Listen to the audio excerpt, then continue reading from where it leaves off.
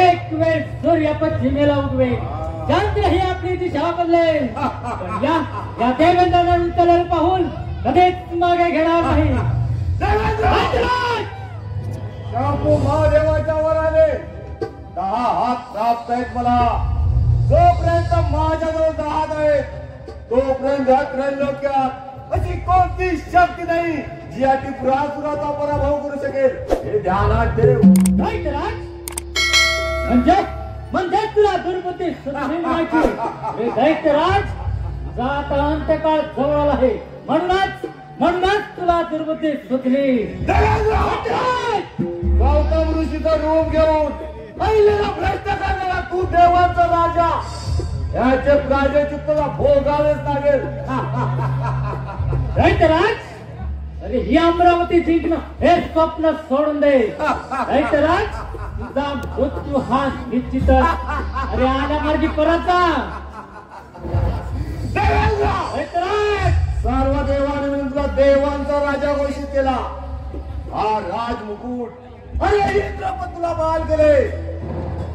तेव्हापासून खूप भोगलशा अमरावतीचा सुख रंभा, मेनका, उर्वशी यांच्या नृत्य गायला दंग राहिला. यापुढे ते शक्य नाही.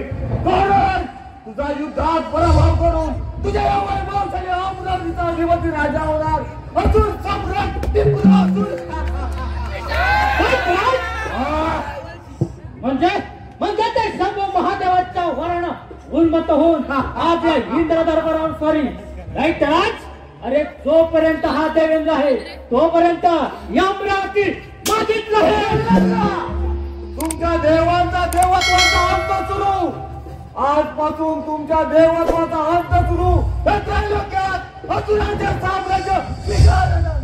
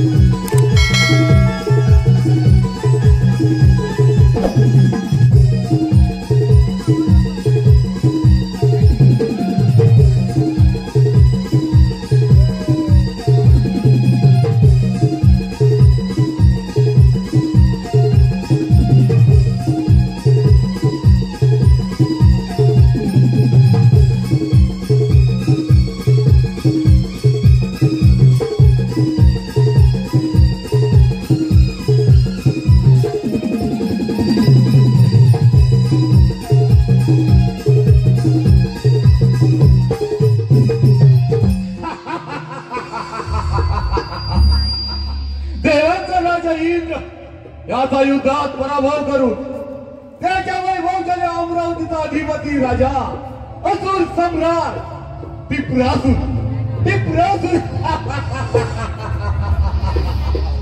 आणि आता असा तो पाताळात दानवांचे साम्राज्य प्रस्थापित करण्यात असुर सम्राट टिपरासूर